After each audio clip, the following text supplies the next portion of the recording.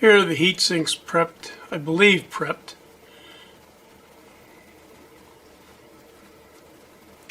This is the same heatsink I used in version 2 of this tracking power supply, where I built a prototype of it. They're 40 millimeters square, which are the exact same diameter as the fan I intend to use. So these holes are drilled to match a 40 millimeter fan. Here I've installed some nylon spacers.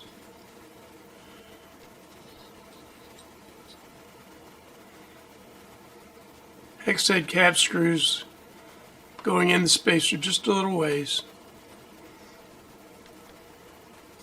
Here's the fan and heatsink assembly assembled. Now the popsicle sticks just take the place of the back panel. But because this is not an insulated connection, I didn't want a thermal barrier there. I'm going to get as much heat from the three-terminal device into the heatsink as possible. So the heatsink is either at the input or output voltage, depending on whether we're talking about the positive or negative input. So these screws are insulated from the heatsink because they don't touch each other. They're connected by a nylon spacer.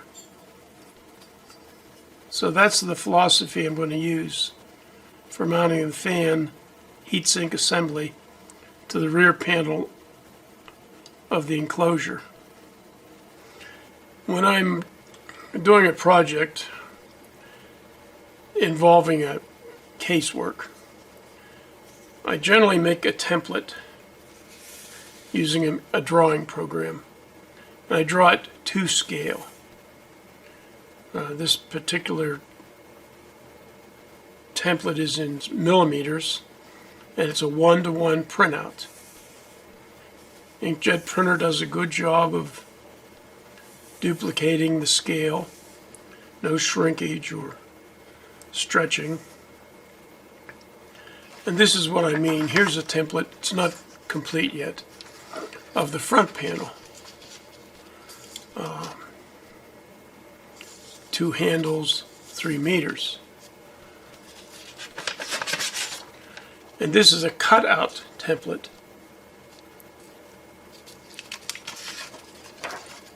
And this is a cutout template. This is a finished template, which will be applied to the front panel and then all the devices mounted. And this is the color scheme and the front panel. I've tack glued it over in the corners using this roll-on glue tape. Pretty nice stuff. So we have an IEC cutout, and it has 2 mounting holes and then a cutout hole. We have 2 40 millimeter fans, each with 4 mounting holes. And there'll be a round hole cut in here for the fan itself, and that will be based on the center of the 40 millimeter square. So I'll obviously drill holes here and here. I'll also drill a hole in the middle. So I'm going to mark all these holes, physically mark them. There's a dent there. Because what I'm going to do is, after I drill them, and after I mark this outline, I'm going to remove the paper. So I'll center punch each hole.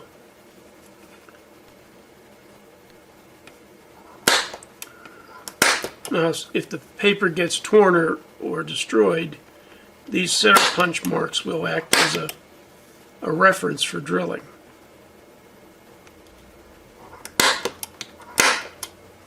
This is a tentative layout. I have to put some standoffs in that clear these pain in the ass ribs. Why they do that, I don't know. This is the little fan supply board. This is a transformer with the auxiliary winding on it for the fan supply board. And here, of course, is the tracking power supply board. Now, let me take these parts out once. Here's the back panel. I didn't clean it yet. I tried to scrape it off the glue, but it shouldn't have done that. Fused IEC connector, 2 heat sinks and fans. There they are from the inside. I'll proceed now to mount the components inside here. I should say that this enclosure had a whole bunch of these standoffs, which are perfectly worthless.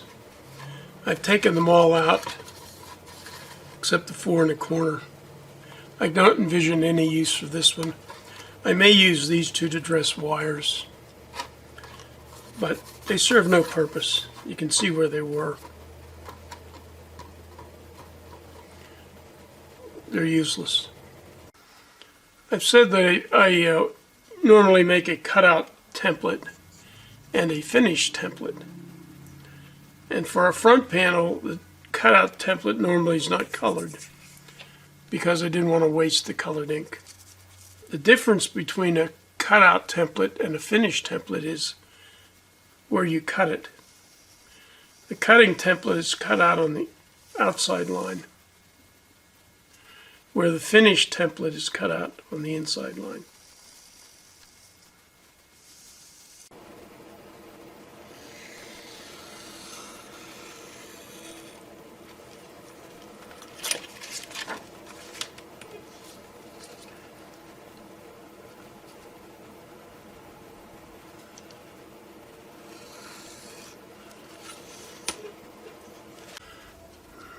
Now, fortunately, everything on the front panel is a round hole, including these. You see what happens after you drill them. The front panel is no longer tight. So we'll just take it off.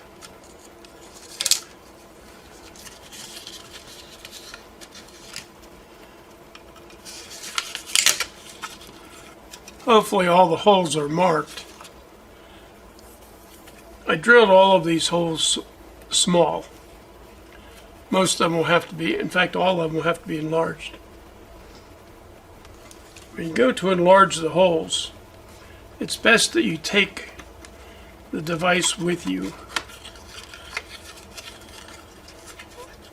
or have it with you wherever your machine shop is, or drill press, or mine happens to be in another room. So I take these with me, or at least one of everything, so I can properly drill the holes. I would not trust my template to be correctly marked with the hole diameters. Depends on what you're using what you have in your box. So here's all of the components sort of dry fitted. I haven't tightened the screws. This will be a meter switch, power switch, voltage adjust. What I'll do is I'll print another one of these. I'll keep it clean, and I'll glue it on here. In order to do that, I'll have to cut it on the inner lines, because the case, when it's fit into the case, of course, there's a recess that the front panel and the rear panel fit into.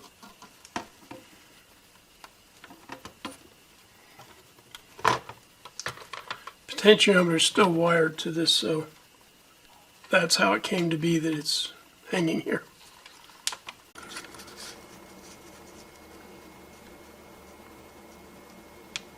the permanent front panel gets cut on the inner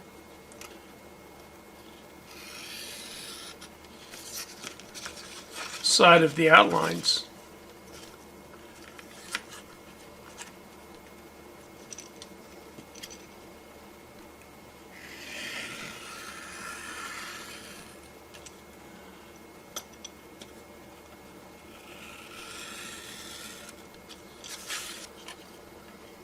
Because we've already cut the holes in the front panel, it's important that this line up so that, for example, this blue area around the jack is centered on the jack. So to that end, I'm going to punch out the centers of some of these holes. The diameter of the punch I use will be very close to the diameter of the hole. So what I'm using to punch these out is a hollow punch set. And it's hollow, it's a tube, but it's sharpened on the outer side. It's not sharpened from the inside, so there's a abrupt taper here. And it can be resharpened. This merely gives access to poke out residual paper. I did really well on these. Didn't do so well on here, although I did okay on the red. These things cost like 10 bucks a set. They're available in inch or metric sizes. I think this is a metric set. You can see I've forgotten or neglected to poke out some paper. This is a cigarette storage box. So I've got the permanent front panel clipped so that I can pull up about half of it. Everything, these punched holes, where I punched them correctly, they line up. And I can look back here, I can see that one lines up pretty good. So what I'm going to do now, I'm going to take this half of the panel and flop it over and put some of my glue tape on it.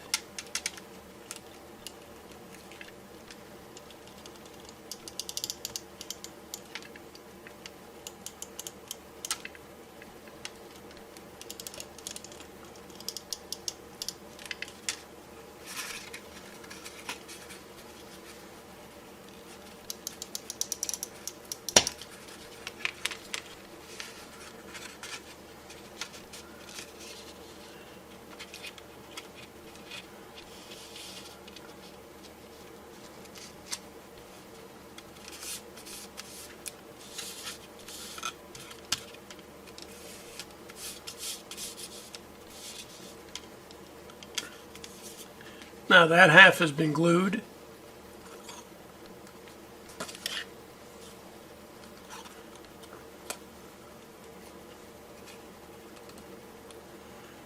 And I'll do the other half.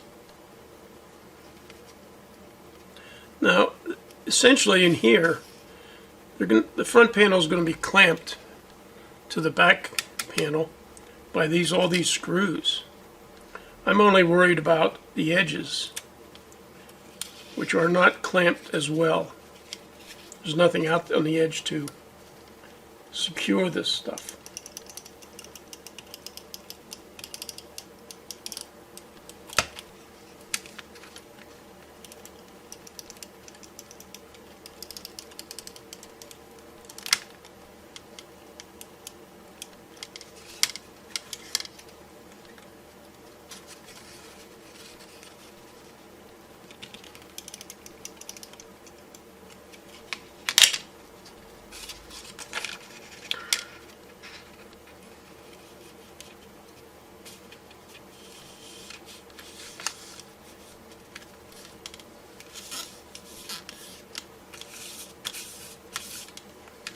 So there we go, no wrinkles.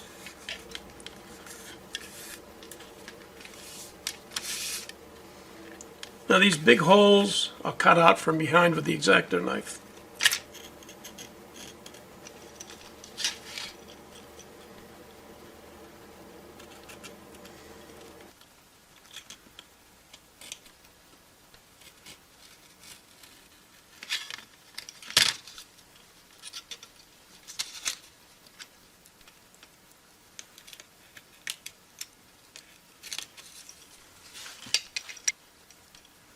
So the remaining holes I'm going to cut from the front.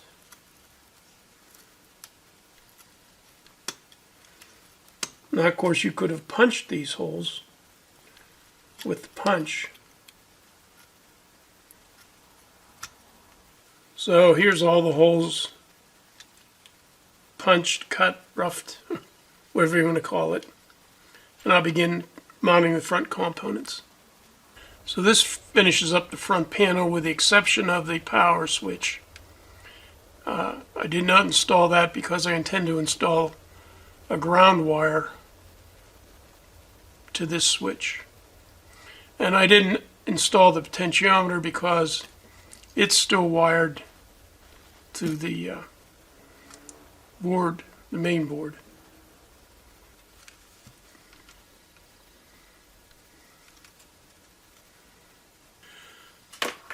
I'm getting ready to mount all the components in the case. And you'll see a 40mm fan here. And the reason I am showing you that is the main board will fit in there. And then the toroid is going to sit here. So I removed the rib so the toroid can lay flat. Then the little, I haven't tried to fit it yet, so it may not fit. The little fan supply board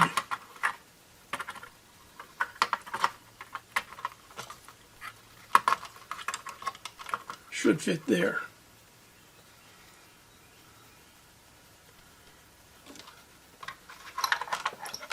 There's the front panel.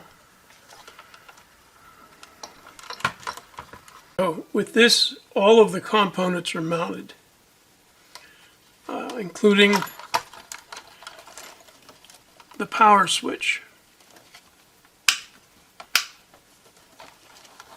And I've already attached wire to the power switch, which will run back to the ground terminal on the IEC connector.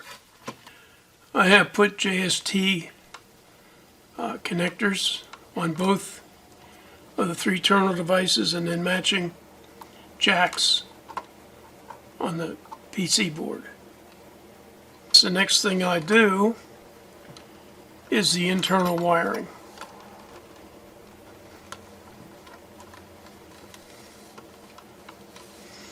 And here's what happens when you don't put enough tape on. Glue it, tape. Got a little wrinkle here.